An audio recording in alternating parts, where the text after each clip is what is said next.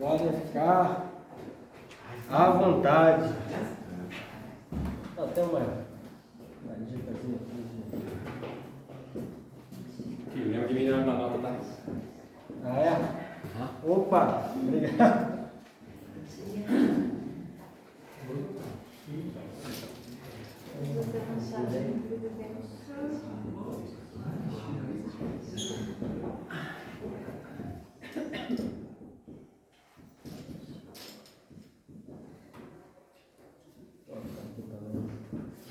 Quem não tem o número ainda, depois quiser mandar um oi, eu envio um link, um vídeo. E aí, quem está animado aí para essa aula de hoje? Só está animado? Levantar cedo, né? Domingo tem que ficar animado. Bom, irmãos, aqui é apenas deixar aqui, né? Tem um humilde canal no YouTube, que eu tô lá com 100 pessoas inscritas, né? Eu consegui 100 pessoas lá no canal. E é até interessante, né? Que lá eu posso falar algumas coisas assim mais particulares, né? Que falar pelo canal da igreja fica mais complicado, né? Tem problema aí de derrubar a live, né? Se derrubar a live da igreja é perigoso, mas derrubar minha live lá com 100 inscritos não tem problema não, depois a gente recupera mais fácil. Então tem um canal lá, Mentuzael Gomes, e aí eu tenho um vídeo lá que é Apocalipse explicado. Esse vídeo eu fiz logo depois do encontro com Deus que a gente teve aqui em 2020, né? Um pouquinho antes da pandemia, a gente saiu do encontro com Deus e deu de cara com a pandemia. Não deu nem para fazer o reencontro, né, Machado? E aí eu lembro, eu tô com a minha barba ainda bem baixinha, cabelo baixo, tava sem barba no encontro. E aí, quando entrou a pandemia, naquele período ali do início da pandemia, muita gente falando, né, sobre Apocalipse está se cumprindo, então as pessoas ficaram assim com medo e tal. E aí eu fiz ali um vídeo dando uma explicação panorâmica do livro de Apocalipse. E por que eu estou falando sobre a questão do Apocalipse? É porque a parábola das 10 virgens aponta para o tempo do fim, aponta para o retorno do noivo. Só que eu acredito que essa aula, vocês que estão aqui, depois dessa aula, vocês nunca mais vão olhar para essa parábola das 10 virgens da mesma maneira. Não que eu goste de polemizar, mas é justamente porque eu gosto de me aprofundar, eu gosto de destrinchar. Então pedir para que alguém possa ler aí esse texto aí de Mateus 25, do 1 ao 12, por gentileza. Enquanto alguém vai lendo aí, eu vou fazendo umas anotações aqui. Mateus 25, do 1 ao 12, que é o texto aí dessa parábola das 10 virgens. Pode, por gentileza. Então o reino dos céus será semelhante a 10 virgens que, tomando as suas lâmpadas, saíram ao encontro do esposo. E 5 delas eram prudentes, e 5 loucas. As loucas, tomando as suas lâmpadas, não levaram azeite consigo, mas as prudentes levaram azeite em suas vasilhas, com as suas lâmpadas. E, tardando o esposo, tosquenejaram todas e adormeceram. Mas, à meia-noite, ouviu-se um clamor: aí vem o esposo, saí-lhe ao encontro. Então todas aquelas virgens se levantaram e prepararam as suas lâmpadas. E as loucas disseram às prudentes: dai-nos do vosso azeite, porque as nossas lâmpadas se apagam. Mas as prudentes responderam, dizendo: não seja caso que nos falte a nós e a vós. Ide antes aos que o vendem, e comprai-o para vós. E tendo elas ido comprá-lo, chegou o esposo. E as que estavam preparadas entraram com ele para as bodas, e fechou-se a porta. E depois chegaram também as outras virgens, dizendo: Senhor, Senhor, abre-nos. E ele respondendo disse: em verdade vos digo que não os conheço. Todos já tinham lido essa passagem, já tinham ouvido essa passagem. Eu acredito que essa passagem ela é bem conhecida. Está aqui em Mateus 25. Só que a gente não tem como entender essa passagem se a gente não olhar para todo o contexto do sermão de Jesus, o Sermão do Monte. E, na verdade, esse contexto, para a gente poder entender isso aqui, começa lá em Mateus 23. Então, quem puder permanecer com a Bíblia aberta, lá em Mateus 23, a gente vai conseguir ter uma compreensão melhor a respeito disso aqui. A partir do capítulo 23 de Mateus, o versículo 1 diz assim: então falou Jesus às multidões e aos seus discípulos. Na cadeira de Moisés assentados os escribas e os fariseus. Então aqui Jesus está dirigindo esse discurso às multidões e aos discípulos. E ele vai começar a fazer uma série de denúncias aos escribas e fariseus. Então isso é importante observar, que Mateus 23, Jesus aqui ele vai fazer sérias acusações aos escribas e fariseus. Então o discurso dele aqui em Mateus 23 tem uma dupla audiência. É a audiência dos escribas e fariseus, que Jesus vai estar batendo neles, e a audiência dos seus discípulos, que naquela altura já tinham, digamos assim, aceitado que Jesus era filho de Deus, já estavam assim, quase convertidos, né? Porque a conversão genuína só se dá mediante a habitação do Espírito Santo, que foi acontecer só lá em Pentecostes, com a descida do Espírito Santo em Pentecostes. Ali eles eram apenas espectadores. Eles eram espectadores que tinham aceitado que Jesus era um Messias. Então aqui Jesus ele vai começar esse sermão 23 aqui, falando a respeito dos fariseus. E a partir lá do versículo 13, ainda do 23, ele vai dizer: ai de vós, escribas e fariseus, hipócritas, porque fechais o reino dos céus diante dos homens, pois vós não entrais, nem deixa entrar os que estão entrando. Então no versículo 13 aqui, a gente vê ele começando a falar uma série de ais. Ou seja, vocês estão dentro d'água, porque vocês são os doutores da lei, vocês conhecem a lei de Moisés, vocês conhecem a história do povo de Deus, mas vocês não estão agindo de acordo com esse conhecimento. Beleza.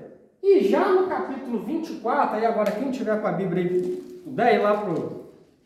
ainda no versículo 37 aqui, do capítulo 23, versículo 37, antes de chegar no 24, quem pode ler esse 37 aí, por gentileza? Jerusalém, Jerusalém, que matas os profetas e apedrejas os que te foram enviados. Quantas vezes quis eu reunir os teus filhos, como a galinha junta os seus pintinhos debaixo das asas, e vós não o quisestes. Isso. Então, aqui em Mateus 23, tudo isso que a gente está vendo aqui como contexto, antes de chegar na parábola das 10 virgens, os escribas e fariseus, e agora Jerusalém aqui entra na sentença. Jerusalém, Jerusalém, quantas vezes eu quis vos reunir, eu enviei profeta, vocês rejeitaram. Se a gente for olhar para a história do povo de Deus, a história de Isaías, de Jeremias, de Ezequiel, de Zacarias, de Joel, são profetas que vieram para denunciar os pecados, tentando fazer com que o povo de Jerusalém se arrependesse. E o que eles faziam? Maltratavam os profetas, espancavam os profetas, rejeitavam os profetas. E aí ele diz, versículo 37, quantas vezes eu quis vos reunir, mas vós rejeitaste. Então aqui a sentença agora é contra Jerusalém. Beleza, então aqui Jesus está dando uma série de sentenças aos escribas, aos fariseus e agora a Jerusalém. Quando eu falo de Jerusalém, eu estou falando de Jerusalém física, cidade, e estou falando dos judeus de sangue. Então, os judeus. Beleza. Aí, depois dele dar esse discurso aí, capítulo 24 agora. Vamos entrar no contexto do capítulo 24. Quem pode ler o versículo 1 aí do capítulo 24, por gentileza? Capítulo 24 aí de Mateus. Jesus saiu do templo e, enquanto caminhava, seus discípulos aproximaram-se dele para lhes mostrar as construções do templo. versículo 2. Vocês estão vendo tudo isso? Perguntou ele. Eu garanto que não ficará aqui pedra sobre pedras, pedra sobre pedra. Serão todas derrubadas. Essa profecia de Jesus se cumpriu. Então aqui a gente vê outra coisa aqui interessante. Só para a gente poder se situar na parábola, no contexto da parábola das 10 virgens. O contexto é escribas e fariseus, ou seja, aqui eu posso resumir isso aqui como a liderança religiosa de Jerusalém que dominava o templo e todo o culto daquela época. Tudo que era relacionado a Deus, as questões de Deus, girava em torno disso aqui. Jerusalém e o templo. E Jesus, quando sai, os discípulos ficam impressionados com aquele templo e ele lança essa profecia. Não vai ficar pedra sobre pedra. Segundo a história, quando no ano 70 o templo foi destruído, literalmente não ficou pedra sobre pedra, porque eram pedras grandes que eram arrancadas, porque segundo alguns historiadores, havia ouro no meio das pedras. E o que os romanos aproveitaram para fazer na invasão? Eles aproveitaram para derrubar, para poder extrair o ouro que estava ali, porque aquele templo era um templo muito suntuoso, era um templo de Herodes. Então, essa profecia se cumpriu literalmente aqui nesse contexto, né? Então, o templo destruído. Beleza, agora, no versículo 3, é outro detalhe importante aí, o versículo 3, se alguém puder ler, por gentileza. Versículo 3 do capítulo 24. E, estando assentado no Monte das Oliveiras, chegaram-se a ele seus discípulos, em particular, dizendo: Dize-nos, quando serão essas coisas e que sinal haverá da tua vinda e do fim do mundo? Eita maravilha! Monte das Oliveiras. Deixa eu já começar a apagar aqui. Depois, quem quiser esse link também, né, da aula que eu vou gravar, é só mandar um oi. Quem não tem meu contato ainda, manda um oi no WhatsApp que eu vou mandar o link para você que tiver interesse. Então, gravou aí, contexto, liderança religiosa de Jerusalém, templo de Jerusalém e agora Monte das Oliveiras. Por que o Monte das Oliveiras é um local importante aqui? Peraí, não apaga não, deixa eu tirar uma foto. Depois eu envio. Você vai ter... Envio aí, você printa. Tá. Né? Por que o Monte das Oliveiras é uma coisa importante aqui nesse contexto todo? Já vou pedir, por gentileza, para alguém abrir aí em Zacarias, capítulo 14. Quem puder abrir rapidamente, capítulo 14 do livro do profeta Zacarias, versículo 4. Monte das Oliveiras. Naquele dia estarão aos seus pés sobre o Monte das Oliveiras, que está de fronte de Jerusalém para o Oriente. E o Monte das Oliveiras será fendido pelo meio, para o Oriente e para o Ocidente. E haverá um vale muito grande, e metade do monte se apartará para o norte, e a outra metade dele para o sul. Naquele dia estará aonde? O Monte das Oliveiras. Zacarias 14, qual versículo? Zacarias 14. 4. Vou botar aqui, ó. Zacarias 14, versículo 4. Na verdade, Zacarias todo, aqui, se começar a ler a partir do 12, você já vai ver ali predições relacionadas ao segundo advento de Cristo. Porque Jesus, quando ele voltar pessoalmente, ele vai pisar no Monte das Oliveiras e o monte vai se fender ao meio. Nesse período vai estar acontecendo a batalha do Armagedon. Só que a gente ainda vai chegar lá. Né? A gente está no capítulo 24. Os discípulos aqui, eles fazem 3 perguntas. Dize-nos, quando... Primeira pergunta, quando? Quando sucederão essas coisas? Segunda pergunta, aí, ó, no capítulo 24 de Mateus, versículo 2. Quando sucederão essas coisas? Que sinal haverá da tua vinda? Então, primeira pergunta, quando? Segunda, que sinal? E terceira, sucederão essas coisas? E que sinal haverá da tua vinda? e da consumação dos séculos. Que sinal da vinda dele, isso aqui é uma coisa, né? Aqui a segunda vinda de Cristo é uma coisa. Só que os discípulos fazem uma outra pergunta embutida nessa. Consumação do século. Consumação, vou botar aqui de tudo, né? De tudo. Ou seja, o final dos tempos total. Então, quando sucederão essas coisas, que Jesus diz, não vai ficar pedra sobre pedra. Aí ele começa a dizer, na verdade eles fazem essas três perguntas embutidas numa só. Quando sucederão essas coisas, que sinal haverá da tua vinda e da consumação dos séculos? Aí a partir do versículo 4 aqui de Mateus 24, ele diz, vede que ninguém vos engane, porque muitos virão em meu nome dizendo eu sou Cristo, e enganarão a muito. Aí nos versículos seguintes aqui, a gente vê Jesus dizendo que haveria de vir muitos falsos cristos, muitas falsas igrejas. E o que a gente vê hoje, que não é para escandalizar ninguém mais, né? A gente vê muitas pessoas e muitas igrejas em nome de Cristo. Mas não são igrejas cristãs? Mas não estão pregando o Evangelho? Mas agora não é igreja para gay, é igreja é igreja para tudo. É igreja para tudo. E agora tem desigrejado também, né? Tem até o desigrejado. E as pessoas dizem que elas estão falando em nome de Cristo. Então muitos virão em meu nome dizendo eu sou Cristo. E o que Jesus diz aí? Enganarão a muitos. E tem muita gente que é enganada. Porque só tem igreja que tem um grupo de pessoas, porque tem pessoas que são enganadas. Então isso está se cumprindo literalmente. E ouvireis a falar de, versículo 6, de guerras e rumores de guerras. Vede, não vos assusteis, porque é necessário assim acontecer, mas não é o fim. Então, o que a gente está vendo? Guerra e rumor de guerra, né? Isso aqui eu vou acelerar porque não precisa nem... É só a gente ver lá na Ucrânia. A gente já vive no Brasil, irmãos, uma guerra civil. A guerra do tráfico, do narcotráfico.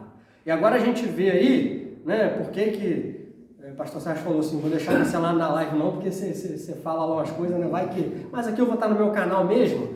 A gente vê um candidato à presidência, ele indo dentro de uma favela, dentro de um complexo com criminosos, e isso está escancarado para todo mundo ver.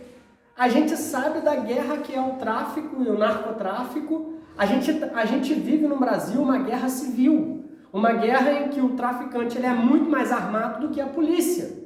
Só que as pessoas fazem vista grossa e não querem enxergar isso que está acontecendo. Então, irmão, quando a gente olha lá para a Europa, para a eminência de um ataque nuclear, né, e disso tudo explodir, está aí, ó, bem pertinho de nós.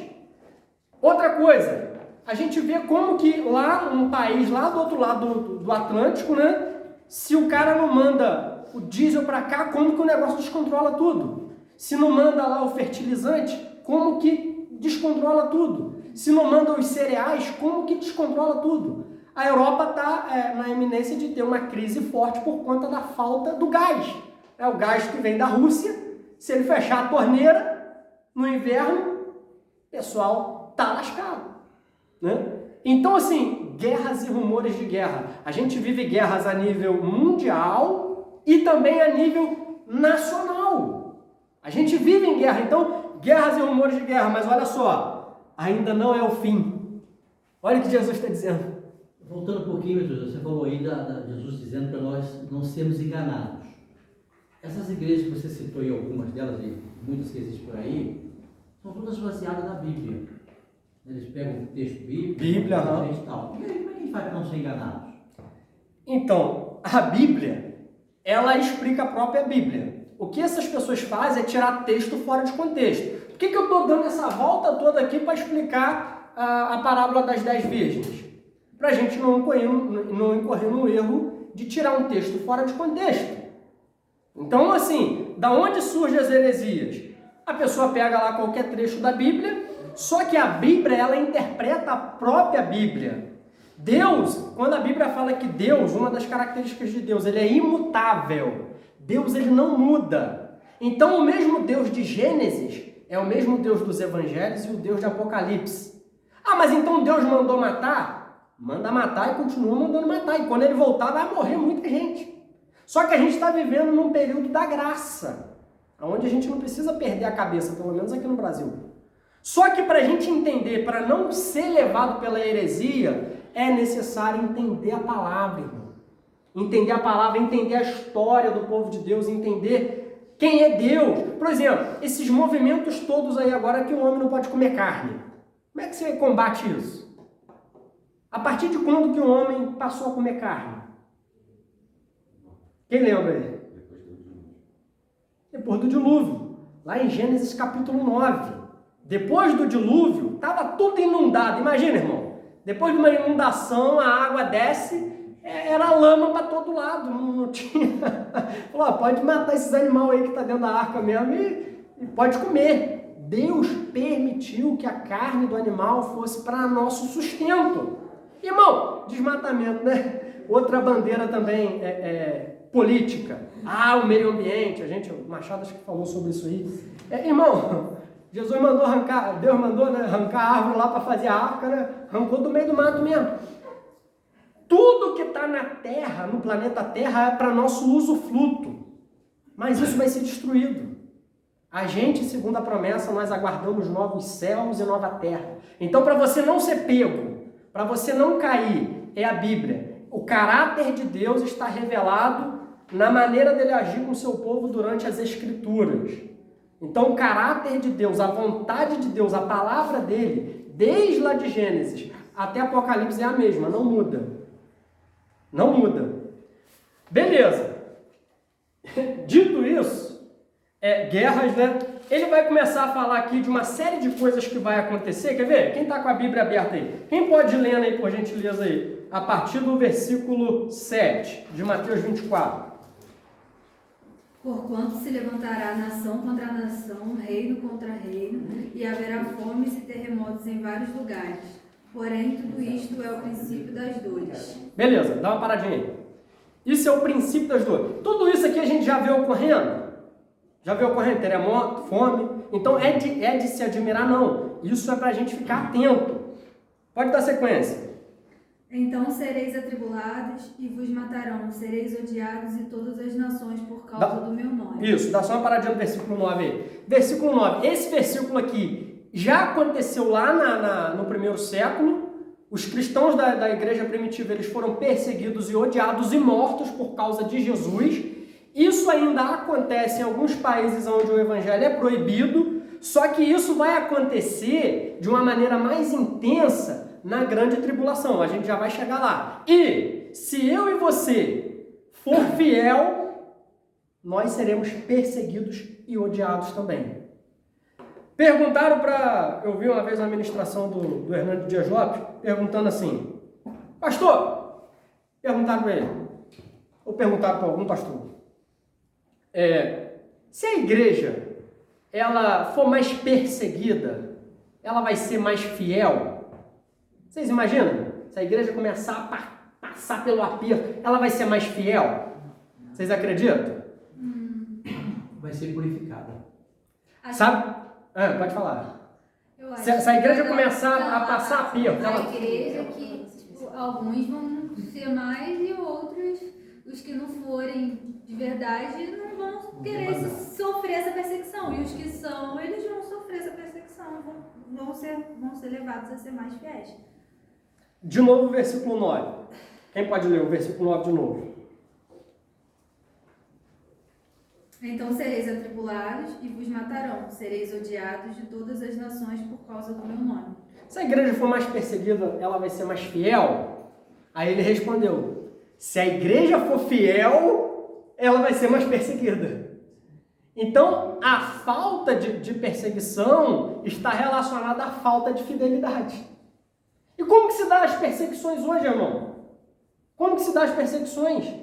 A partir do momento que a gente se posiciona, que a gente diz que é crente, que a gente é contra um monte de coisa que está aí no mundo, nós somos perseguidos, nós somos cancelados, entendeu? Dependendo do lugar onde eu deixar meu carro, se ver um adesivo lá do meu candidato, eles podem quebrar, né? Aqueles seguidores deixam de seguir nas redes sociais quando vê que a gente se posiciona. Agora, abraça algumas causas aí que tá na moda. Causa animal, fala que você é contra o racismo, é contra a homofobia, né? É contra o amor livre, essa coisa toda. Aí você vai bombar. O mundo quer isso. Fala que você é a favor da liberação das drogas, né? Então começa a falar sobre essas pautas aí. Aí você vai bombar segundo o mundo. Agora, segundo Cristo, nós seremos perseguidos e odiados por causa do nome dele. Aí versículo 10. Nesse tempo muitos vão se escandalizar, trair e odiar uns aos outros. Versículo 10. Irmão, pelas palavras de Jesus aqui, parece que Jesus está sendo pessimista, né? Poxa, traição, ódio. Mas você vê aí um discurso aí de que é paz e amor. Não, vamos legalizar as drogas, porque aí vai acabar com o tráfico, né? Menos armas, mais livros, mais amor, por favor. Né? É o discurso que a gente ouve. Esse discurso de paz e amor, irmão, a Organização das Nações Unidas, a ONU. Vocês sabiam que é lá na ONU e na Unesco é que eles elaboram os currículos escolares que traz ideologia de gênero, que traz sexualização das crianças, que traz a defesa das drogas. Essa questão, né, aí a gente vê um candidato falando, né, que tem que ter, coitado do menor, né, que ele vai preso porque cometeu lá um pequeno delito, tem que tratar com mais bondade, tem que ter mais amor no coração. Aí, olha só, irmãos, olha o que Jesus está dizendo. Nesse tempo, muitos vão se escandalizar, trair e odiar uns aos outros. Tem crente que fica escandalizado quando vê outro crente sendo radical contra uma determinada postura. Ah não, o crente tem que ser paz e amor, irmão, tem que ser manso. Jesus falou para você ser manso. Só que quando Jesus se dirigiu aos líderes religiosos da época, Jesus ele falou que nem João Batista, raça de víboras. Essas pessoas que vêm em nome de Cristo e estão conduzindo um monte de gente para o inferno, eles vão pagar um alto preço. São deturpadores da verdade. Esse pessoal está lascado quando Jesus voltar. Então, assim, é lógico que a gente tem que amar o pecador, a gente tem que tratar as pessoas, a gente não pode cultivar um ódio no nosso coração em relação às pessoas, mas em relação, irmão, às ideias, em relação às falsas doutrinas. Isso, se a gente for ver os reformadores, entendeu? Martinho Lutero até de porco, até de besta chamava os padres da época. Lá que exigiam lá, né, aqueles negócios lá, as indulgências e tal. Se a gente for ver a maneira como alguns pais da igreja trataram determinados livros e determinados segmentos. Mas aqui é só para a gente entender aqui esse contexto. Agora, versículo 11 diz, falsos profetas enganarão muitos. Irmão, falso profeta. Aí tem né, vou falar aqui porque foi na eleição passada. Aí vem um camarada que se diz um profeta de Deus, Cabo Daciolo, o nome do soldado lá, Cabo Daciolo, e diz que Deus falou com ele no monte que ele ia ser presidente do Brasil. Aí ele desce profetizando e ainda tem umas pessoas que vão atrás dele. Rapaz, Deus falou com você. Deus falou que eu vou ser o presidente do Brasil. Glória a Deus! Usando o nome de Deus em vão. É falso profeta. E muitas pessoas caem ainda. Aí você vê hoje qual é o lado que o cara vai, né, apoia. Né? Marina Silva. Meu Deus do céu. Não era para citar nome, né, mas eu estou no meu canal. Eu lembro que meu pai, uma das vezes que Marina Silva foi candidato, ele falou assim, rapaz, ela é evangélica, né, e tal. Meu pai, assim, é uma pessoa muito boa, uma pessoa de caráter, me ensinou a trabalhar. Meu pai é uma pessoa muito séria. Só que, assim, ele pensava que tinha que votar nela porque ela era evangélica, então ela seguia, né, os princípios da palavra.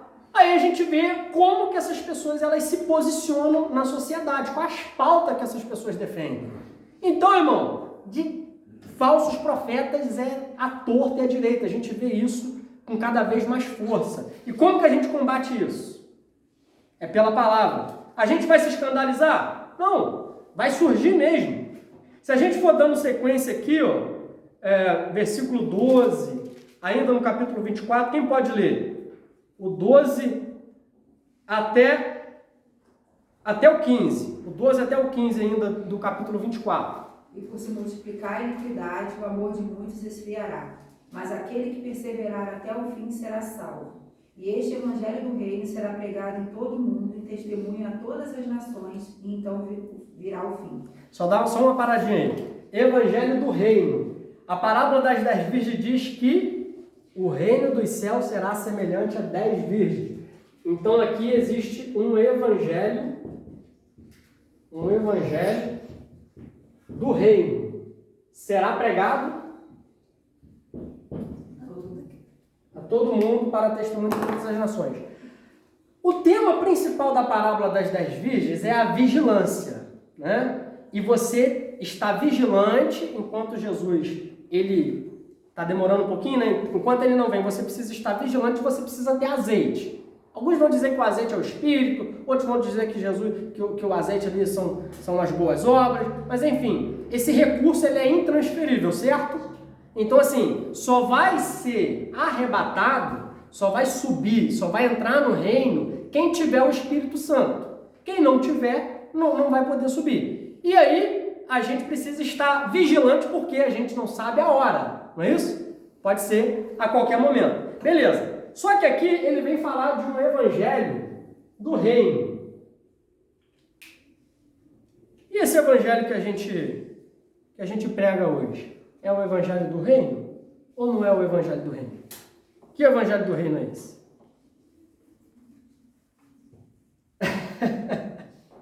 Existe outro evangelho, irmão? Não. Ou esse evangelho é mesmo? Esse evangelho é mesmo, né? E esse evangelho do reino será pregado em todo mundo para testemunho de todas as nações. Né? Então virá o fim. Então existe um evangelho sendo pregado, o evangelho do reino, e existe um evangelho. Só que antes desse reino chegar, porque aqui quando eu falo de reino, eu vou aqui colocar uma palavra do lado aqui, só para vocês irem pensando, porque nós cremos nisso aqui. Nós cremos nisso aqui, milênio, que é um reino milenial, que é um reino de, vou botar aqui, 1000 anos. É um reino de 1000 anos em que nós aguardamos, né, esse reino aí. Então o evangelho ele será pregado em todo mundo para testemunho de todas as nações. Interessante aqui, irmão, que aqui Jesus fala que é para testemunho e não necessariamente para conversão.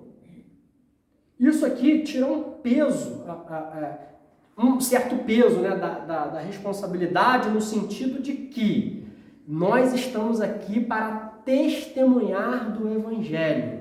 Se a pessoa ela vai se converter, se a pessoa ela vai querer abraçar ou não, é responsabilidade dela. A gente precisa testemunhar com a nossa vida, testemunhar na igreja, testemunhar no nosso trabalho, mas a gente não precisa carregar aquela culpa ou carregar aquele senso, meu Deus, eu não estou conseguindo a conversão do meu esposo, não consigo a conversão do meu filho, não consigo a conversão das pessoas da minha família. Se a gente está vivendo, se a gente está testemunhando, ou essas pessoas elas estão tendo a oportunidade de receber o privilégio da salvação para entrar no reino. É um privilégio, irmão. É um privilégio. Se a gente, com o nosso testemunho, porque a conversão de outros ao nosso redor se dá através do nosso testemunho. Só que a gente pode ficar tranquilo, que é para testemunho. Deus, ele não colocou, Jesus, ele não colocou a responsabilidade da conversão das pessoas nas nossas costas. Então, pelo andar da Corrajaí, vai demorar muito para voltar, né? Porque só 30% da população é cristã do mundo. E tem países que nem nunca ouviram falar de Jesus. Então, já que o evangelho tem que ser pregado a toda criatura, vai demorar um pouquinho, né? Ótima pergunta. Durante muito tempo se pensou nisso, que o evangelho tinha que ser pregado em todo mundo para Jesus voltar. Vocês acham que seria assim mesmo? Quantos aqui já cresceram ouvindo isso? Que esse evangelho do reino teria que ser pregado em todo mundo para só então depois Jesus voltar. Quantos cresceram ouvindo isso? Todo mundo? Mas será que é isso mesmo? É baseado nesse versículo aqui. Esse evangelho do reino será pregado em todo mundo para testemunho de todas as nações, então virá o fim. Eu acho que esse fim que ele está falando aí é a segunda volta de Jesus, não a primeira. Irmão, Não, pensa bem. eu acho que ele não está falando, não está falando do arrebatamento da igreja, está falando do final mesmo, depois, quando Jesus volta de novo. Aí sim vai ter sido pregado a toda criatura. Mas o sinal do arrebatamento, o arrebatamento mesmo não tem nenhum sinal. O arrebatamento da igreja. Legal isso aí. Sabe por que dá essa confusão toda, irmão? Tá dando nó na cabeça, tá tranquilo, tá dando para entender? Tá dando para entender? Vou fazer uma pequena diferença aqui. Fiquem pensando naquela palavra lá, depois eu volto nela. Tudo isso, irmão, tudo isso eu tô falando para explicar a palavra das 10 virgens, tá? Depois no finalzinho aqui, a gente pega o que o pastor colocou aqui para aplicação prática para a nossa vida. A gente pega essa parte para aplicação prática, né? Mas aqui eu estou dando o contexto geral. Existe uma diferença entre igreja e Israel. E existem várias escolas de interpretações, né, em que acreditam que a igreja é o Israel espiritual. Ou seja, na igreja são cumpridas as promessas de Deus espiritualmente, a igreja. Então hoje a igreja seria o antigo Israel de Deus. Então Deus ele agora não tem mais um povo nacional, né? Vamos colocar aqui, nacional. Porque o povo dele hoje é a igreja. Aí é por isso que tem muitos pregadores que usam lá Deuteronômio 28, ainda continuam aplicando bênçãos materiais, físicas, para a igreja, como se fosse Israel, porque entende numa interpretação de que hoje a igreja é o Israel de Deus. Ou seja, Deus não tem mais nada a tratar com a nação de Israel, porque tudo que ele tem a tratar hoje, ele trata com a igreja, que somos nós. E por conta dessa confusão, essa confusão se estende também à interpretação do texto da Bíblia. E por que se estende essa confusão toda em relação aqui a Israel e igreja? Primeiro, Israel é uma nação que está lá, que Deus ainda, vou botar aqui um ainda tem promessas para cumprir. Como que Deus ainda tem promessas para cumprir em relação a Israel? Lembra que eu falei que o caráter de Deus é imutável, mesmo o Deus do passado é o Deus de hoje? O Deus que prometeu a Davi que o trono dele seria um trono eterno, que o descendente de Davi ocuparia o trono, o cego lá exclamou: Jesus, filho de Davi, tem compaixão de mim. Jesus e Deus, ele fez uma promessa a Israel, de que Israel seria a nação que dominaria o mundo, e de Israel sairia a lei. É por isso que havia um grupo, uma expectativa muito grande de que isso acontecesse nos dias que Jesus veio, né? De que ele estabelecesse lá em Jerusalém o governo mundial, que no nosso sistema de interpretação a gente entende que vai acontecer no milênio. Então existe ainda promessas de Deus relacionadas a Israel. Por isso que Israel é destrutível até Jesus voltar. Pode virar o mundo todo contra Israel, não é, Machado? Pode virar o mundo todo, pode juntar Estados Unidos, pode juntar Brasil, pode juntar Rússia, pode juntar todo mundo, irmão. Encurralar Israel e falar, agora nós vamos acabar com Israel. Não consegue. Por que não consegue? Existe uma promessa que ainda não se cumpriu relacionada a Israel. É uma coisa espiritual, irmão. O pastor Sérgio já pregou uma mensagem sobre isso. Dá licença. E quando aconteceu a questão lá de Hitler, que fez isso com os judeus, quando os judeus foram dispersados de Israel? Então, isso também é parte do cumprimento de que muitos seriam odiados, perseguidos agora. Tem um detalhe também em relação aos judeus ali. O Hitler é uma espécie de anticristo. Assim como foi Nero. Hitler, ele é uma espécie, ele perseguiu os judeus, pegou a riqueza dos judeus e ele teve o apoio. Quer falar, Machado? Queria enriquecer o que a Gabriela perguntou. Os judeus não só sofreram com Hitler, eles sofreram durante toda a história, desde o ano 70, que começou lá em Jerusalém. E tudo isso relacionado ao quê? Quando eles acusaram Jesus lá perante Pilato, o que eles disseram? Que o sangue cai sobre as nossas vidas e dos nossos filhos. Então isso alcançou até chegar o momento em que Deus restaurou Israel para dar continuidade à sua palavra, aquilo que ele tinha prometido para Israel. Em 1948, né, foi um marco disso aí. Então eles sofreram em relação aos pecados de terem crucificado Jesus, eles pagaram. Aquela geração mesmo pagou. No ano 70, muitas pessoas sofreram, muitas pessoas ali morreram encurraladas pelo exército romano. Foi assim, irmãos, foi um período assim difícil de... É um período que, inclusive, o Mateus 24 está falando daquele período, né? Onde quem quiser fuja para o deserto, sai, não pode pegar nada, porque vai acontecer isso aí. Então, é porque na verdade, lembra que os discípulos eles fazem 3 perguntas numa só? Quando acontecerão essas coisas?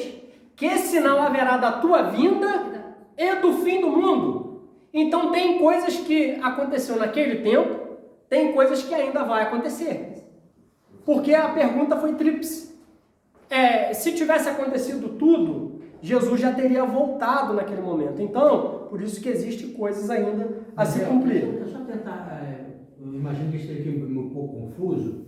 Então, amado, esse evangelho do milênio, né? O evangelho do reino. Nós estamos no reino? Não. Jesus reina? Não. O mundo foi entregue a Satanás. O mundo jaz no maligno. Então, o evangelho que nós pregamos hoje não é o evangelho do reino. Esse evangelho do reino vai acontecer ali no milênio, quando Jesus vai vir reinar sobre a terra. Então essa é a dificuldade que muitos não entendem. Então, quando é que todo mundo vai saber do evangelho? Quando todo mundo vai conhecer? No milênio. Isso. Durante toda a história, não houve oportunidade. Imagina se o evangelho tivesse que ser pregado em cada canto da terra. Para então, a lógica era a seguinte: todos precisam ter a oportunidade de ouvir falar de Jesus. Não é uma obrigação de Deus anunciar o evangelho, mas é um privilégio daqueles que ouvem. Conseguem entender? Não é uma obrigação de Deus ele ter que tornar disponível. Sabe por quê, irmão? Eu fui entender isso voltando lá em Gênesis, quando irmão, o primeiro casal ele veio de Deus, carrega a essência divina. O que o ser humano fez? O ser humano tinha comunhão com Deus e foi o ser humano que debandou. Foi o ser humano que saiu fora. Foi o ser humano que foi criar os seus ídolos. Foi o ser humano que se apartou de Deus. E a Bíblia vai dizer que a partir de Enoque ali, antes de Enoque, no caso, quando você lê em Gênesis, capítulo 4 de Gênesis, depois que Caim, ele mata Abel, ele vai e funda uma cidade, os descendentes de Caim, esse pessoal todo, eles começam a criar rituais e criar os seus deuses. Só que eles carregavam a essência divina. Então o pecado da idolatria não é um pecado só de ignorância. É um ato de rebelião contra Deus. Então essas pessoas que viviam no paganismo, eles foram se multiplicando, até que chegou a Abraão. E aí o que Deus decidiu a fazer? Eu vou escolher um cidadão, através desse cidadão eu vou formar um povo, e através desse povo eu vou me revelar, porque o povo debandou geral. O povo debandou no início, depois Deus ele vem através de Noé, através da família de Noé, ele repovoou a terra, e os descendentes de Noé conheciam a Deus ou não conheciam, irmãos? Mas aí, mais uma vez, eles quiseram se debandar e ignorar conscientemente a Deus. Então, a humanidade, ela partiu de Deus, ela tinha comunhão com Deus, e ela que resolveu ir embora. Então, não é obrigação de Deus ter que ir atrás dela. Só que pelo amor dele, o que Deus faz? Eu vou escolher um homem, eu vou escolher Abraão, eu vou escolher um povo, e através desse povo eu vou revelar a minha lei para dizer que a minha vontade não é nada disso aí que eles estão vivendo. É roubando, matando, se prostituindo, falando mentira, um comendo a carne do outro, é adultério, é assassinato. Então, a partir de Noé também, Deus estabelece o governo civil, que ele fala assim, agora o homem que derramar o sangue, o seu sangue será derramado. Porque até o dilúvio as pessoas matavam uns aos outros e não tinha lei, não tinha consequência. Então a humanidade toda ela se dispersou. Deus ele vem, chama o povo, traz para si a responsabilidade, e ele dá essa responsabilidade, essa graça e esse privilégio ao povo judeu. Ao povo judeu. Só que desde o Antigo Testamento já era uma forma do povo judeu testemunhar para as outras nações. É por isso que tem Ruth, a Moabita. É por isso que tem Raabe, lá a cananeia, né, lá de Jericó. Existem várias pessoas que são pagãs, que abandonam o estilo de vida para vir viver de acordo com as leis de Deus. Já no Antigo Testamento, Deus estava mostrando a sua graça. Sabe qual deveria ser o papel dos judeus? Ser a luz do mundo e o sal da terra. A luz do mundo, a lei. Eles receberam esse privilégio, é isso que Paulo vai falar lá em Romanos capítulo 9. No capítulo 9, 10 e 11, Paulo ele fala desse privilégio que os judeus tiveram e rejeitaram. Só que ainda existe uma promessa ao povo de Israel, porque são promessas incondicionais. Deus falou, eu bato no peito, eu prometo e eu vou fazer acontecer. Agora, a nossa salvação não. A nossa salvação é um privilégio que Deus nos dá de aceitar ou não. Então, Israel e igreja, esse evangelho do reino é o evangelho que se cumprirá literalmente no milênio, esse período do milênio está lá na frente. Porque, irmãos, olha só para sair aqui do capítulo 14, só para a gente avançar, versículo 15. Quem pode ler o versículo 15 ainda do capítulo 24? Quando, pois, virdes que a abominação da desolação de que falou o profeta Daniel está no lugar santo, quem lê, entenda. Isso aí, ó. Quando ouvirdes o abominável da desolação no lugar santo, sabe o que Jesus está dizendo aqui? Esse camarada aqui, que vai ser o anticristo, ele vai entrar no lugar santo. Onde é o lugar santo? Aí eu volto aqui, né? Porque Jesus aqui, ele está se referindo a isso aqui, ó. Templo. Só que hoje, o que acontece com o templo? Ele só tem uma parte, né? Tem uns que dizem que não é nem aquela parte, o muro da lamentação não é... Não existe o muro, existe as escadarias que sobrou o tempo de Jesus, só isso. Né? Só isso, né? Existe também o templo, ele vai ser reconstruído para o anticristo. Exatamente. O templo ele vai ser reconstruído. Os judeus ainda esperam o Messias. E aí, o que vai acontecer? O anticristo ele vai enganar os judeus. Como é, Misael, que o templo vai ser construído se lá no lugar do templo tem uma mesquita? Então, o Machado ele gosta de instigar, ele faz essa pergunta porque ele já sabe a resposta. Né? Ele traz essas perguntas assim, para vocês. É por isso que o anticristo ele vai promover uma falsa paz.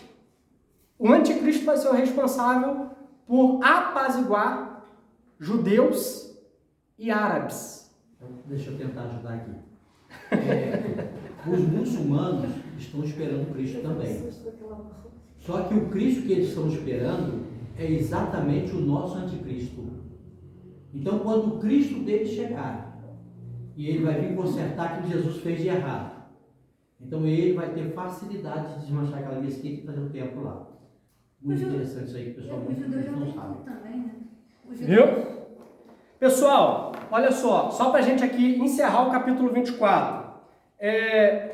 Versículo 21, isso aqui é importante. Tribulação, essa palavra é importante. Versículo 21, quem pode ler?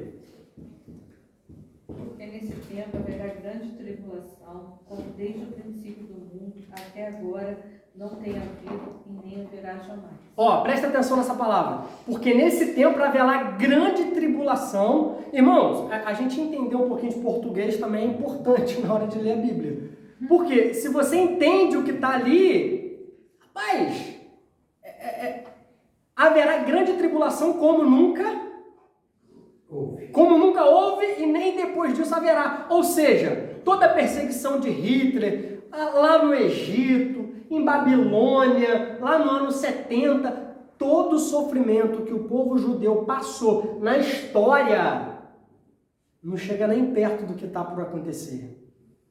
É isso que a Bíblia está dizendo. Porque haverá uma grande tribulação. Aí você pode pegar a Primeira Guerra Mundial, Segunda Guerra Mundial. Você quer pegar o dilúvio? Pega o dilúvio, pega lá as pragas do Egito. Porque quando é Jesus que está dizendo, irmão, esse Jesus disse, ele era Deus, ele sabia do que ele estava falando. Então pega todas as catástrofes mundiais que caiba na tua cabeça e imagina, o que está por vir é algo pior do que tudo isso que já aconteceu. Tem um livro que eu li do Valtair Miranda, sobre como ler e interpretar o Apocalipse. E ali ele vai dando várias dicas, vai mostrando várias formas assim, como comumente, culturalmente as pessoas interpretam e como poderia ser, não necessariamente tão literal, porque o Apocalipse a gente tem mania de tentar ler assim de forma tão literal, mas ele fala também que o anticristo ele pode ser também não uma pessoa, mas um sistema que venha a ser a representação do anticristo e que vai provocar essa perseguição, esses conflitos e todas essa tribulação como nunca houve antes. São linhas escatológicas, né? Diferentes. Então, uma tribulação que vai acontecer, porque em Apocalipse, depois eu vou mostrar ali, como você lê o Apocalipse inteirinho e entender tudo que está ali. A partir do 1 ao 4, do 4 ao 5, do 6 ao 19, você, depois que você der essa aula aqui, você vai entender tudo que está ali. Você não vai entender aquela simbologia toda não, mas você vai entender a cronologia, o tempo histórico de cada evento. Aí, só para a gente encerrar aqui o capítulo 24, versículo 29. 29 e 30, aí a gente encerra aqui o 24. E logo depois da aflição daqueles dias, o sol escurecerá, e a lua não dará sua luz, e as estrelas cairão do céu, e as potências dos céus serão abaladas. Então aparecerá no céu o sinal do Filho do Homem, e todas as tribos da terra se lamentarão, e verão o Filho do Homem vindo sobre as nuvens do céu com poder e grande glória. O que vai acontecer? Repete o que vai acontecer? O sol escurecerá, a lua não dará sua luz, e as estrelas cairão do céu, Ó. e as potências dos céus serão abaladas. E isso vocês acham que é literal ou figurado? Literal. Quem dá mais aí? Quem acha que é literal ou figurado? As estrelas cairão do firmamento. Literal ou figurado? O sol não dará claridade. Literal ou figurado? Literal faz parte da grande tribulação. Tem coisas que vão acontecer mesmo na Terra. Irmãos, como entender se algo é literal ou figurado? Quando a Bíblia ela dá um relato de algo, isso só vai ser figurado se não houver possibilidade humana daquilo ser verdade. Por exemplo, o mar se abriu no meio, literal ou figurado? Literal. Né? Quando Jesus foi crucificado, houve trevas, literal ou figurado? As 10 pragas no Egito, literal ou figurado? Irmão, é literal porque é a mão de Deus. E se é a mão de Deus, o dilúvio, águas sobre todo o planeta, literal ou figurado? Então, irmãos, se tratando da ação de Deus, se é possível ser literal, vai ser literal. As estrelas cairão do firmamento. A gente pode entender a estrela como meteoros, né? Caindo em alta velocidade e atingindo a Terra. E aí aparecerá no céu, repete por favor, que eu gosto dessa parte. Então aparecerá no céu o sinal do Filho do Homem, e todas as tribos da terra se lamentarão e verão o Filho do Homem vindo sobre as nuvens do céu com poder e grande glória. Paz, isso é tremendo demais. Isso é tremendo demais. Sabe por quê? Capítulo 23, versículo 39. Capítulo 23 de Mateus ainda, versículo 39.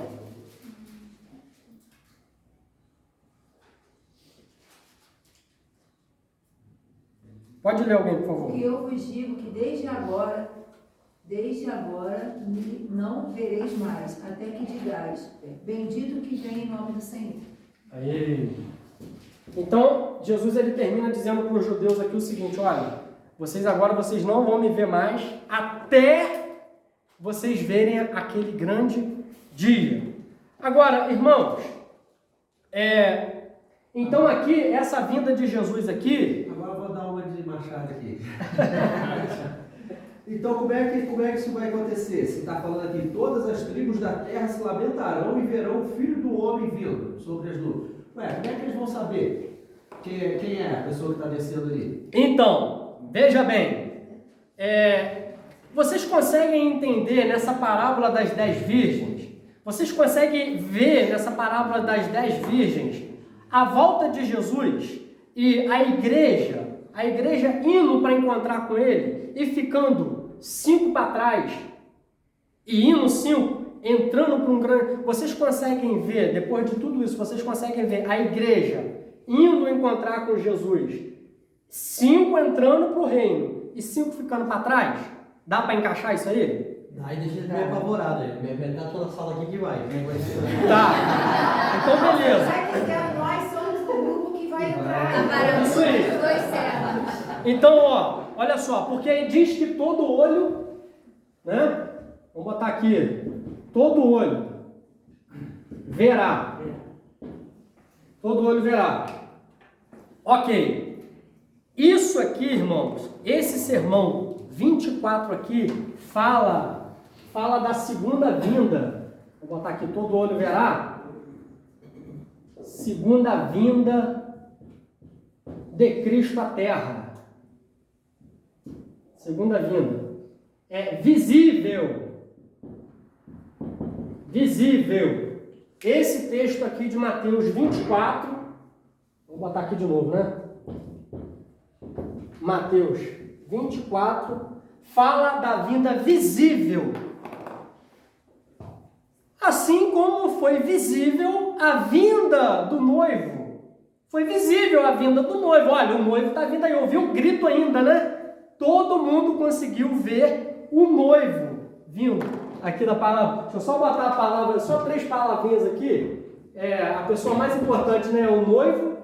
Depois, quem são as outras? As noivas? São noivas ou são virgens? Ó, então, 10 virgens. 10 virgens. E agora uma pergunta, irmãos. Cadê a noiva? Aqui na parábola. Na parábola das 10 virgens, onde está a noiva? Vocês leram o texto. São 10 virgens, não é virgem que está escrito aí?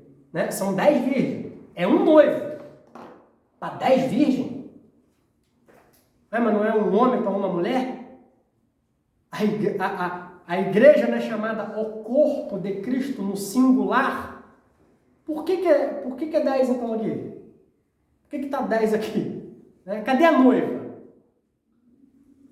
O casamento judaico, ele era feito em 2 etapas, às vezes em 3 etapas. Mas o que acontecia?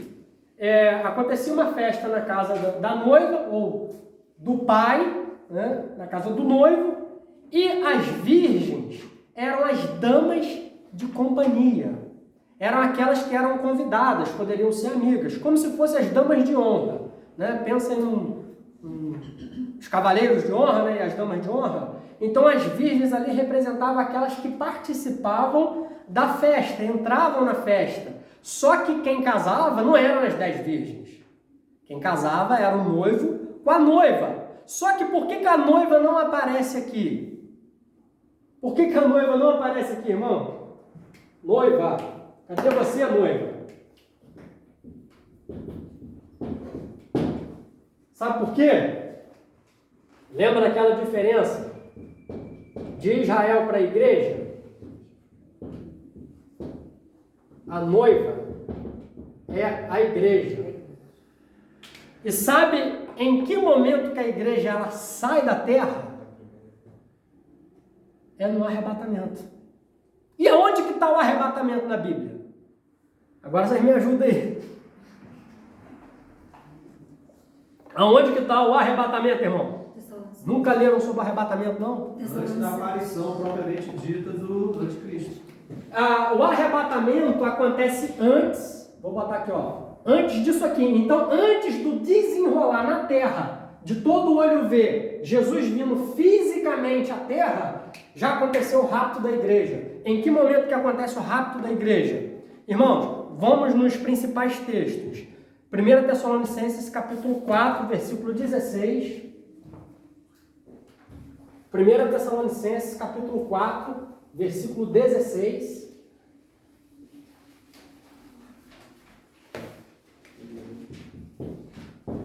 Primeiro TS 4.16. 1 Coríntios 15. 52. Hã? 52? Ô, Israel, tá dando um nó na minha cabeça aqui. Isso é bom. Assim, eu sempre aprendi a vida toda que Jesus voltaria, mas assim, não que a igreja seria arrebatada antes, que seria a vinda e aí seria o arrebatamento tudo junto. Não? Não, então, mas aí que tá. Existem linhas teológicas que ensinam isso. Eu estou aqui com a Bíblia, por exemplo, de Hernando Dias Lopes. Todos conhecem, né? O Hernando Dias Lopes. Aqui, por exemplo, ele não acredita em milênio literal. Ele acredita que a vinda de Jesus e o arrebatamento é uma coisa só. Né? Então, existem muitos pregadores que não creem no milênio literal, dependendo da linha teológica, eles vão defender essa tese aí. Então, isso é uma visão teológica. Só que nós que eu digo aqui da Ceifa, né, que tem a origem na Assembleia de Deus, nós temos uma visão dispensacionalista. O que é uma visão dispensacionalista? A gente faz uma distinção entre Israel e igreja. Então Deus tem uma maneira de tratar com Israel, tem outra maneira de tratar com a igreja. No final, os dois povos se unem. Então, só que, vocês lembram que eu falei que existem sistemas que entendem que a igreja hoje é o Israel de Deus? Aí o que acontece com esse povo? Esse povo que eu digo num sentido assim, no sentido de pensar diferente. Eles precisam espiritualizar e eles precisam fundir as duas coisas para esse raciocínio fazer sentido. Então, para eles é só uma ressurreição. Não existe duas vindas de Jesus. O milênio já está acontecendo espiritualmente. Satanás está preso, mas é espiritualmente. É tudo espiritualmente. Aí, por isso também que espiritualizam o livro do Apocalipse. Então, só para fechar, Jesus, isso aqui, irmãos, eu falo sem medo de errar. Isso aqui eu falo, rapaz, porque é muito tempo estudando isso, aí é iluminação do Espírito, é estudo, isso aqui eu carrego desde que eu fui criado na igreja. Enfim, Jesus, guardem isso. Jesus, em momento nenhum, ele fala sobre o arrebatamento. Não sei quem já ouviu falar isso aqui em outra ocasião, mas Jesus, em momento nenhum, ele fala sobre o arrebatamento. Mas quem pode ler? 1 Tessalonicenses 4,16. Deixa eu só tentar ajudar a irmã ali, mas lembrando que existe pelo menos 3 correntes diferentes. Isso não infere na salvação, uma ou outra. Porém, essa que o Misael estava apresentando é a mais lógica de todas. Então, por isso nós... É a que faz mais sentido. As outras correntes vai ser dado na penúltima matéria do curso teológico, que é a escatologia. Aí no curso teológico, né, vai ser destrinchado melhor essas outras correntes aí. Então, quem pode ler? 4,16. Porque haverá o grito de comando e a voz do arcanjo e o som da trombeta de Deus. Então o próprio Senhor descerá do céu. Aqueles que morreram crendo em Cristo ressuscitarão primeiro. E depois, pode ler o seguinte então, também. nós, os que estivermos vivos, seremos levados nas nuvens junto com eles, para nos encontrarmos com o Senhor no ar. E assim ficaremos para sempre com o Senhor. Portanto, anime-se uns aos outros com essas palavras. Aí está falando do arrebatamento. Nós, os que ficarmos vivos, seremos arrebatados. Outro lugar também, que Paulo fala isso, é em 1 Coríntios 15, 51. Quem pode ler? 32. Pode ler, por favor. Não, é porque o 51 e 52. Eis aqui vos digo um mistério. Na verdade, nem todos dormiremos, mas todos seremos transformados. Aí, eis que vos digo um mistério. Quando Paulo ele usa essa palavra mistério aqui, Paulo está dizendo o seguinte: eu vou passar a revelar a vocês algo que não foi revelado antes. Jesus não falou disso, os 12 discípulos não falaram disso, então eu estou passando a desvendar uma novidade para vocês. Efésios, depois isso aqui é lição de casa, que a hora já foi embora. Efésios capítulo 3. Aliás, Efésios aqui, ele usa muitos termos do mistério que esteve oculto em Deus e ele revelou que é a igreja. Efésios depois é a lição de casa. Pode continuar, Machado. No momento, no abrir e fechar de olhos, antes que a última trombeta, porque a trombeta soará, e os mortos ressuscitarão incorruptíveis, e nós seremos transformados. Nós seremos transformados. No momento, no abrir... Irmão, abre e fecha o olho aí rapidinho. Tenta aí abrir, na maior velocidade que você conseguir. Abre e fecha o olho. Abre e fecha o olho. O arrebatamento vai ser assim, ó. Vai ser 7 milésimos de segundo. O arrebatamento é assim, ó. A qualquer momento, tchuf, a igreja subiu. A igreja foi arrebatada. O mundo vai virar um caos. Só que a segunda vinda de Jesus, todo olho verá. Pô, se todo olho verá, vai ser algo demorado, né, pô? Não é algo assim. Jesus vem e todo mundo tá lá, ó, olhando. Agora, com a tecnologia então, né, em tempo real, todas as filmadoras lá olhando o evento, Jesus surgindo, né? Então, todo olho verá. E essa parábola das 10 virgens aqui, ela se dá nesse período em que Jesus vem, mas não faz uma referência direta à igreja, assim, no meu entendimento. Só que existem vários estudiosos também que aplicam a parábola das 10 virgens à igreja. E qual é a mensagem principal dessa parábola? Aqui, né, exposto na revista. Deus conhece os nossos limites, né? Ou seja, porque aqui todas elas dormem, todas elas são humanas. Ó, Deus espera, ponto 2 aqui. Deus espera que mantenhamos a chama do Espírito acesa na hora da espera. Isso tudo não é verdade? A gente não precisa estar vigilante, atento e manter a chama dessa expectativa, a chama do Espírito acesa? Tudo isso é verdade, né? Aqui ele coloca que as loucas não possuem combustível reserva para o tempo de espera. As loucas pensam que poderão comprar o azeite dos outros. Ou seja, a salvação ela é algo tão individual que o que eu faço, a minha irmã não consegue pegar de mim. O que o Machado faz, ele não consegue passar para mim. Cada um de nós tem a responsabilidade diante de Deus, em relação à nossa salvação, em relação ao nosso encontro com Ele. Ponto 3 aqui da revista. O atraso do noivo, pelo ponto de vista humano, já era previsto. Poxa, 2000 anos se passaram e Jesus ainda não voltou. Era previsível já. O cenário precisaria estar montado de tal forma que na hora que ele surgir, o cenário mundial, o palco vai estar montado. Assim como o palco esteve montado para a sua primeira vinda. Roma tinha dominado tudo, estava tudo pacificado, tinha varrido os piratas dos mares, o ambiente estava propício para a primeira vinda de Jesus. E o ambiente também vai estar propício para a segunda vinda de Jesus. E como ele disse, né? Como foi nos dias de Noé, olha, vai haver guerras e rumores de guerra, as pessoas vão estar distraídas. Ou seja, nunca houve tanta coisa acontecendo junto para o cenário estar preparado para o retorno de Cristo. Só que com a igreja o negócio é mais assim, irmãos, com a gente pode acontecer a qualquer momento. E isso nos acende um alerta ainda maior, porque não dá para ficar brincando. Jesus pode voltar daqui a 10 minutos. Jesus pode voltar daqui a 5 segundos, nós não sabemos. Então, o objetivo da parábola das 10 virgens é estar vigilante no tempo da espera. E quando eu falo de arrebatamento, isso aumenta a nossa responsabilidade. Por isso que a gente não pode ficar postergando. Vou deixar para orar amanhã. Vou deixar para ler a Bíblia semana que vem. A gente precisa viver constantemente nessa expectativa do retorno de Cristo para buscar a sua igreja.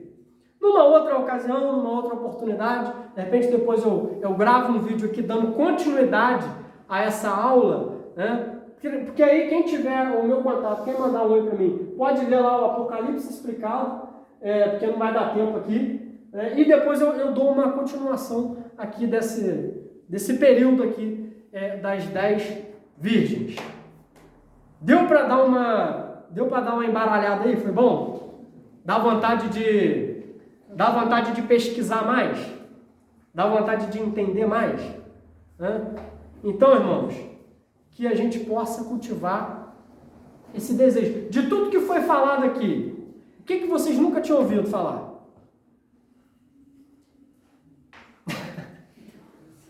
Alguma dúvida assim, falando, rapaz, com aquilo ali eu fiquei com a pulga atrás da orelha. Com que alguém ficou com a pulga atrás da orelha? O Machado falava mesquita, como é que é o negócio do templo, eu nunca tinha ouvido. Nem imaginava que ia ser assim, dessa maneira. Existe um livro escrito por um autor americano, ele teve aqui no Brasil pouco tempo passado, O Anticristo Islâmico. Olha, vale a pena ver. Pastor Sérgio, parece que ele colocou aqui na biblioteca, ali para ele. Vale a pena ler, vai entender muito isso aí. Porque você não imagina como é que vai chegar um para pegar, né, para pegar o povo, né, o judeu e o muçulmano, uma briga para dar a paz. Beatriz, acho que assim, para ajudar a galera, né, que eu sempre também tive muitas questões assim, em relacionamento, em relação a isso aí. Mas quando a gente para para pensar que se a gente fizer a nossa parte, a gente não vai passar por nada disso, aí a gente começa a entender que, tipo assim, não estou querendo dizer que não vai passar pelo milênio, estou falando. A questão do arrebatamento, a gente já não vai estar mais aqui. Então, ou seja, a gente tem que estar se preparando, igual as virgens, sim. Estar preparado para antes de acontecer. E olha só que interessante, você estava lendo aí, eu estava hoje, você falou, qual é o evangelho que é mais pregado hoje? Não é o evangelho de Cristo, é o evangelho do amor. O amor. E aí, por que nós vamos ser odiados? Está aqui nesse capítulo aqui 24 que a gente acabou de ler. Vocês serão entregues, você será entregue à morte por causa do meu nome. Por quê? A gente, através da verdade que liberta, e conhecereis a verdade de libertar, a gente não vai poder ser omisso nessas coisas. Então, ou seja, a gente vai ter gente vindo falando, mas o amor libera tudo, o amor concede tudo, mas a Bíblia está falando aqui que você vai ter que ser fiel até o fim. O amor vai se esfriar por causa da iniquidade. Ou seja, essa conversinha de o amor, vai cair por terra, porque o amor vai se esfriar. Não está falando amor a Deus, está falando amor geral aqui. Vai se esfriar. O que vai ter que permanecer fiel, aceso até o final? A sua fidelidade a Deus. Aí sim, aí você vai ser capaz de ser morto por defender o nome de Cristo. O amor não, mas o amor de Deus, ele fala que é justiça, e ele condena isso aí que você está praticando, né? Muita da gente vai ter que bater de frente, e aí, intolerante e tal, prende ele, mata ele, e aí? Aí você vai ter que ser fiel até o fim e vai ganhar a coroa da justiça, a coroa da vida. Aí a gente não vai precisar passar por esse processo todo assim, tô querendo só dizer, entendeu? Para tipo assim, às vezes essa coisa dá muito nó na nossa cabeça, que a gente fica tentando entender, tem as linhas, né, teológicas ali, que uma diz isso, outra diz, mas se a gente fizer a nossa parte aqui, agora Irmão, a gente consegue entender que a gente não vai precisar passar por isso. Mas olha só que interessante, a gente ainda pode pegar o princípio das dores, que é guerra, que são essas perseguições, enquanto a igreja ainda não foi arrebatada. Por isso que tem linhas que acreditam que a igreja vai passar, porque já vê muita coisa acontecendo e a gente ainda está aqui. A gente ainda vai passar por algumas coisas, pode ser que a gente passe. Pode começar agora de atrito, tem que ter cuidado. Pode começar. E outro detalhe, só para encerrar essa parte aqui, que é a parte boa. Outro detalhe, o nosso galardão, a nossa recompensa pelo que a gente faz por Jesus hoje, vai determinar a nossa posição no reino dele. É no reino dele. A gente ainda vai passar pelo tribunal de Cristo para ser avaliado a obra de cada um, a intenção de cada um. Mas isso são desdobramentos que é melhor no curso de teologia, que é mais detalhado. Então, a partir do arrebatamento, a gente passa por um tribunal, já não é mais para condenação, mas é para avaliar o que a gente fez para Jesus. E aí a gente vai receber uma recompensa, vamos participar de uma boda. Depois, irmão, quando Jesus voltar, que todo olho verá, sabe quem vai estar lá com ele? Sabe quem vai estar lá com ele? Quando Jesus voltar visivelmente para o mundo? Vai estar eu e vai estar você. Imagina nós lá, ó, corpo glorificado, vindo nas nuvens, com Jesus ali, ó. Aí nós vamos tirar onda, irmão. Aí nós vamos tirar onda. Vale a pena passar perrengue agora, vale a pena sofrer agora, porque a gente vai vir com Jesus nas nuvens, porque os santos, nós que fomos arrebatados, nós não vamos passar pelas pestes, pelas pragas do Apocalipse. Nós vamos vir com ele. Só que quem vai estar passando essa perrenga toda aqui? Os crentes desviados e os judeus. Porque a grande tribulação vai ser o derramar da ira de Deus sobre a humanidade. Vai ser a ira do Cordeiro. A Bíblia fala que é o dia de vingança. Essas pessoas que cometem pecado à torta e à direito, o dia do Apocalipse é para isso, é para Deus derramar a ira dele. E aí, depois que ele vier, ele vai prender Satanás e vai inaugurar o reino milenial. E nós vamos entrar com ele no reino milenial para reinar com ele nesse período. Entendeu? Então, assim, irmão, quando a gente estuda, quando eu começo a vislumbrar essas coisas, eu falo, meu Deus, vale a pena a gente servir a Deus, a gente ser fiel, porque o que nos aguarda, irmão, é algo muito maravilhoso. Entendeu? Só para fechar isso que você está falando aqui, eu penso que o cristianismo errou, não só no Brasil, mas em todo mundo onde ele foi pregado, quando ele só pregou o amor de Deus, ele não pregou a ira de Deus. Então você vê que lá no mundo islâmico, lá não tem roubo, lá não tem homossexualismo, lá não tem nada dessas bagunças todas. Por que é que tem que ter? Porque nós erramos em pregar. E esse reino dele, irmão, pode, coloque a gente. Aí eu depois, só para fechar aqui. Jonas, quando foi pregar lá ali, ele foi pregar o amor ou foi por causa da palavra de Deus? Jonas nem queria ir. Então, mas o que prevaleceu lá? O amor de Deus, aí sim, o amor de Deus, mas através da fé deles. E aí lembra, a gente faz a gente lembrar, né, que tipo assim, quando fala que o evangelho precisa ser pregado no mundo todo, pô, isso não demora, cara, isso não vai demorar. Se a gente ficar assim, então vou descansar, não preciso, pô, isso até dia, até quando foi lá, Jonas? O cara passou na cidade correndo, a Bíblia frisa isso, que ele passou correndo pela cidade. Ó, se arrepender, Jesus vai matar, vai ter todo mundo, Deus vai destruir tudo em 40 dias, Foi rápido, e muita gente não escutou. Pelo jeito ele ficou chateado. Ou seja, aí foi pela fé deles, é que veio a conversão deles, né? Porque eles se arrependeram, e aí Deus aliviou. Aí a gente pensa, para e pensa, será que vai demorar muito mesmo? Não, é porque esse evangelho do reino aqui de Mateus 24, vai ser o evangelho do reino na tribulação. Guardem isso, pelo amor de Deus. O arrebatamento, para o arrebatamento acontecer, o evangelho não precisa ser, porque não precisa chegar. Então, assim, para o arrebatamento acontecer, o evangelho chegou até nós, é um privilégio. A igreja tem o dever de ir anunciar o evangelho para o maior número de pessoas ser salva. Agora Jesus só vai voltar se a última tribo da terra ouvir. Lembre do que eu disse há um pouco atrás. Foram as pessoas que abandonaram Deus voluntariamente. É um ato de amor, de graça e de misericórdia, mas não é obrigação de Deus. Então, Deus ele é justo, ele é sábio e a sua palavra é a verdade, né? Então, que Deus possa aí... Pode colocar, Rony? Pode. Não, a palavra 10 vídeos, né? Acho que a gente tem que caminhar vigilante. Como o Machado pregou semana passada, tem gente tão apavorado que está achando que os precipitadores de agora, isso tudo sempre aconteceu. Guerras, pestes, sempre aconteceu. E o povo acaba ficando tão fissurado, tão traumatizado com as coisas, que às vezes não quer nem sair de casa, não quer nem pregar o evangelho, só esperando a vida de Cristo. Tá errado. Vamos vigilantes. É um servo mau, né? Porque o servo bom é outra palavra. Ele está trabalhando. O servo bom de Jesus, irmão, quando Jesus voltar, vai achar ele trabalhando. Não vai achar ele deitado na rede, não. Então, que a gente possa... Até em a gente possa trabalhar para Jesus. Tessalonicenses 4, que a gente leu no final, tem uma dessas passagens aí que o apóstolo fala que para a gente continuar trabalhando para o Senhor e acalmar o coração, né? Quando eles não sabem o que vai acontecer com os mortos. Isso, ó, 15:58 aqui, 15:58. Ó, aqui de 1 Coríntios. Por isso que ele vai dizer, ó, sede firmes, constantes, sempre abundantes na obra do Senhor, porque no Senhor o nosso trabalho não é vão. Nós receberemos aí a nossa recompensa. Deus abençoe e um bom domingo.